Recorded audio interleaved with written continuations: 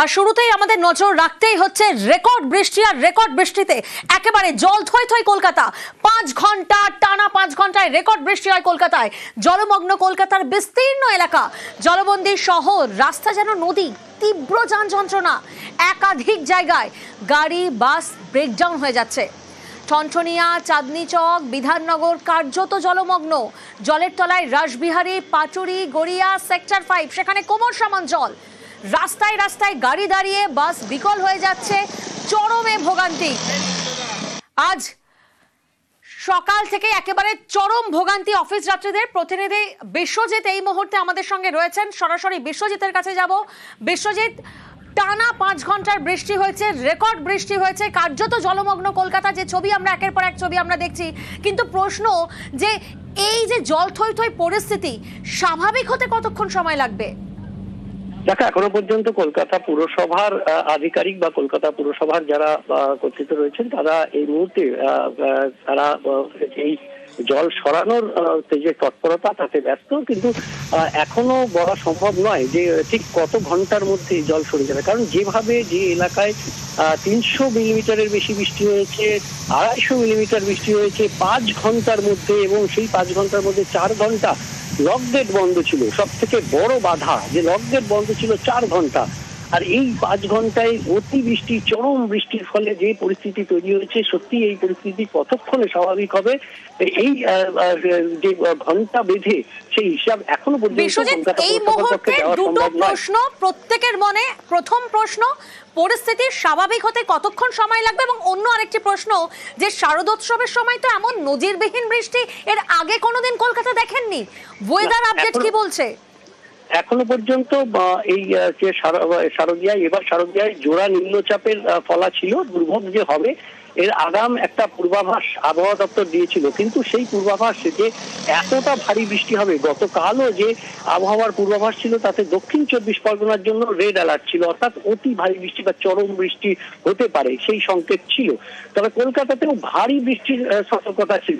তবে কলকাতায় সেই দক্ষিণ 24 পরগনার রেড অ্যালার্ট কার্যত কলকাতার ক্ষেত্রে কার্যকরী হয়ে গেল, এবং কলকাতায় 300 মিলিমিটার থেকে 250 মিলিমিটার, কোথাও 200 মিলিমিটার, গড়ে প্রায় 247 মিলিমিটার বৃষ্টি হয়েছে। অর্থাৎ এই যে প্রবল বৃষ্টি, তার ফলে যে পরিস্থিতি, তাতে এখনো পর্যন্ত কলকাতা পুরসভার যারা এই জায়গা থেকে তোমার থেকে একটু বোঝার চেষ্টা করব যে 5 ঘন্টায় 300 মিলিমিটার বৃষ্টি মানে কতটা ভয়ঙ্কর এই পরিস্থিতি।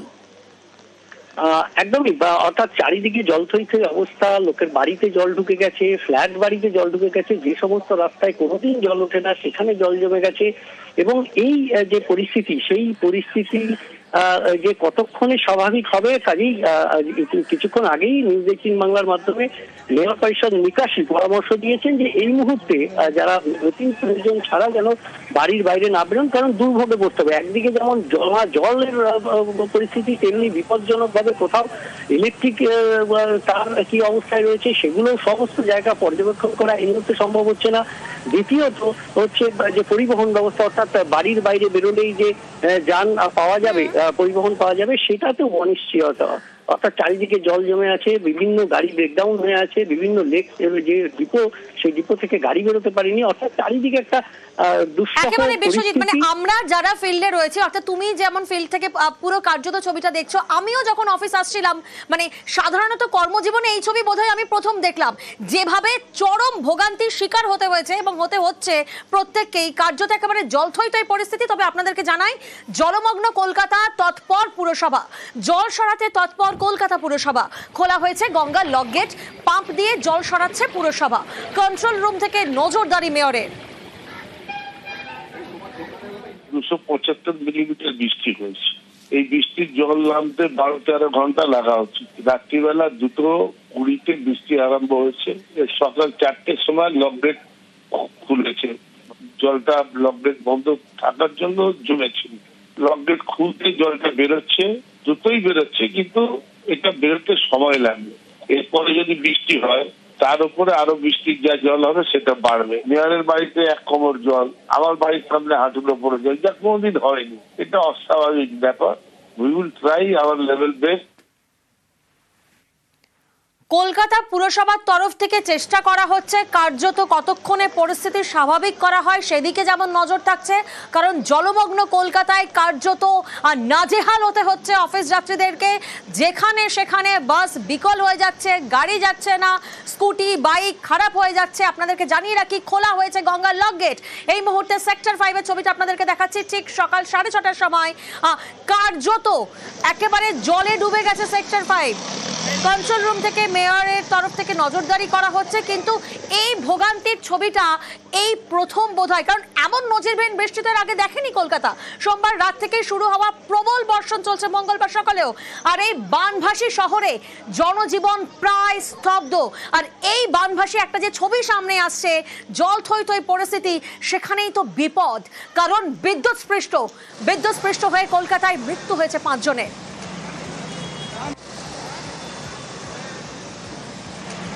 একবালপুর যেখানে বিদ্যুৎস্পৃষ্ট হয়ে একজনের মৃত্যু হয়েছে, বেনিয়াপুকুরে বিদ্যুৎস্পৃষ্ট হয়ে একজনের মৃত্যু হয়েছে। সুদীপ্ত প্রতিনিধি আমাদের সঙ্গে রয়েছেন। সুদীপ্ত, অত্যন্ত মর্মান্তিক খবর, বিদ্যুৎস্পৃষ্ট হয়ে কলকাতায় 5 জনের মৃত্যু হয়েছে। ঠিক কোন কোন জায়গা থেকে কি খবর আমরা পাচ্ছি, কি আপডেট আমরা পাচ্ছি? দেখো প্রিয়াঙ্কা, রাতভর বৃষ্টি হয়েছে এবং রাতভর বৃষ্টি হওয়ার ফলে কলকাতার বিভিন্ন জায়গা বলা চলে একেবারে দক্ষিণ থেকে উত্তর জলমগ্ন হয়ে পড়েছে কলকাতার রাস্তাঘাট, এবং তার ফলে যেটা জানা যাচ্ছে যে এখনো পর্যন্ত 6 জনের বিদ্যুৎস্পৃষ্ট হয়ে মৃত্যু হয়েছে বলে খবর। কলকাতায় এখনো পর্যন্ত যে সমস্ত জায়গাগুলির কথা উঠে আসছে সেগুলি হচ্ছে বেনিয়াপুকুর, বালিগঞ্জ প্লেস এবং কালিকাপুকুর, নেতাজি নগর, ইকবালপুর, এবং একই সঙ্গে যেটা জানা যাচ্ছে যে আরো একটি জায়গার কথা এখনো পর্যন্ত শোনা যাচ্ছে বলে জানা যাচ্ছে, এমনটাই খবর। যেটা বিষয় হচ্ছে যে এই যে নেতাজি নগরে একজন ফল বিক্রেতা, তার নাম কুন্ডু, তার নাম বাবু কুন্ডু, তার বিদ্যুৎস্পৃষ্ট হয়ে মৃত্যু হয়েছে। জিতেন্দ্র সিং নামে একজনের মৃত্যু হয়েছে ভোর 5:15 নাগাদ সম্ভবত, এমনটাই সময় জানা যাচ্ছে ইকবালপুরে। অর্থাৎ এই ধরনের ঘটনা ভীষণই মর্মান্তিক ঘটনা, এবং শহর কলকাতার বিভিন্ন জায়গায় জলমগ্ন হয়ে পড়েছে এবং তার জেরেই বিদ্যুৎস্পৃষ্ট হয়ে মৃত্যু হয়েছে বলে এমনটাই অনুমান করা হচ্ছে। প্রিয়াঙ্কা, বেশ, অর্থাৎ অত্যন্ত মর্মান্তিক এই খবর, কারণ বিদ্যুতের তার ছিঁড়ে তড়িধাহত হয়ে এখনো পর্যন্ত কলকাতায় মৃতের সংখ্যা 5, যেমনটা জানা যাচ্ছে। একবালপুরে বিদ্যুৎস্পৃষ্ট হয়ে একজনের মৃত্যু হয়েছে, বেনিয়াপুকুরে বিদ্যুৎস্পৃষ্ট হয়ে মৃত্যু হয়েছে একজনের, কালিকাপুর সেখানেও বিদ্যুৎস্পৃষ্ট হয়ে একজনের মৃত্যু হয়েছে, বালিগঞ্জ প্লেস বিদ্যুৎস্পৃষ্ট হয়ে একজনের মৃত্যু, নেতাজি নগর বিদ্যুৎস্পৃষ্ট হয়ে একজনের মৃত্যু, বিদ্যুৎস্পৃষ্ট হয়ে মৃত্যু হয় সাইকেল আরোহীর। বিদ্যুৎ সংযোগ বিচ্ছিন্ন করে দেহ উদ্ধার করা হয়। কার্যত এই ছবি অত্যন্ত মর্মান্তিক এক ছবি, কারণ আমরা দেখেছি যেভাবে রেকর্ড বৃষ্টি, একেবারে জল থই থই কলকাতা, 5 ঘন্টায় রেকর্ড বৃষ্টি কলকাতায়, জলমগ্ন কলকাতার বিস্তীর্ণ এলাকা।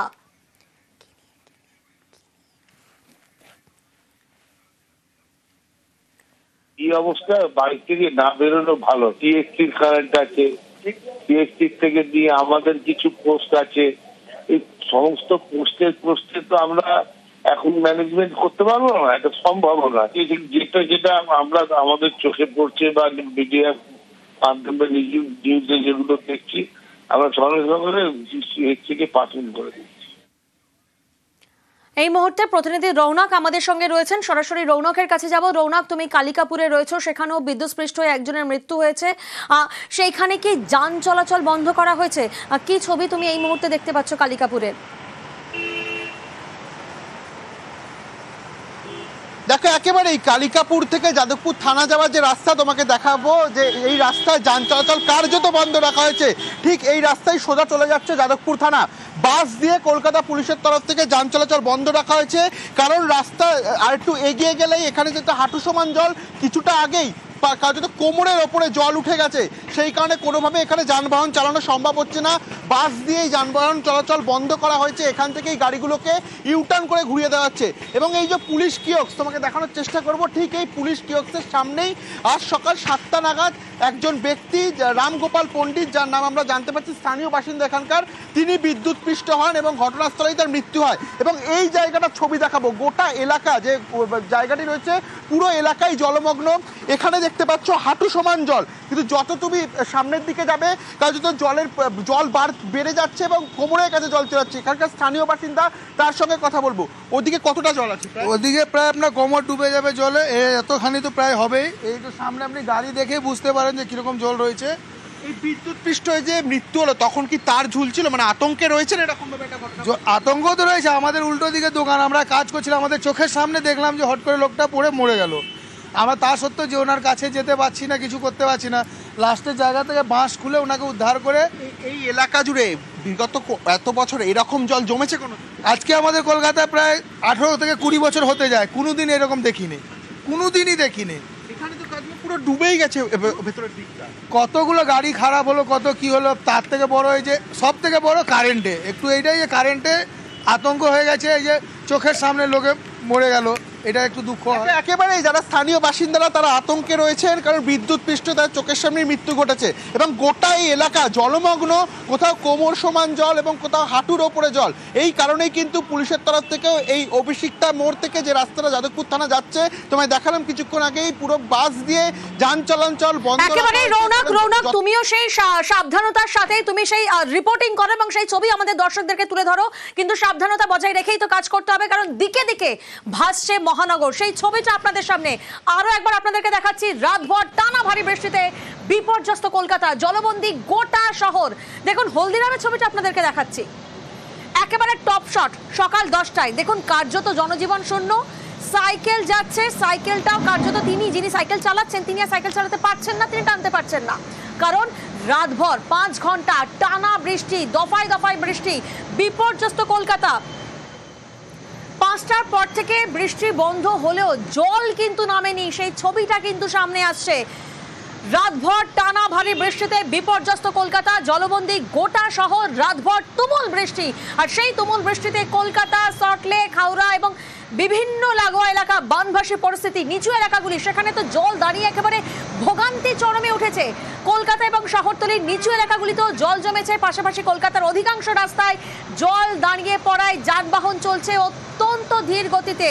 এবং যাদের মর্নিং শিফট, যাদের অফিস পৌঁছতেই হবে, তারা যে কি দুর্ভোগ নিয়ে অফিস পৌঁছচ্ছেন সেটা বলার কোনো অপেক্ষা রাখে না। এই খবরেই আমরা নজর রাখবো, তবে এখন সময় একটা ছোট্ট বিরতির।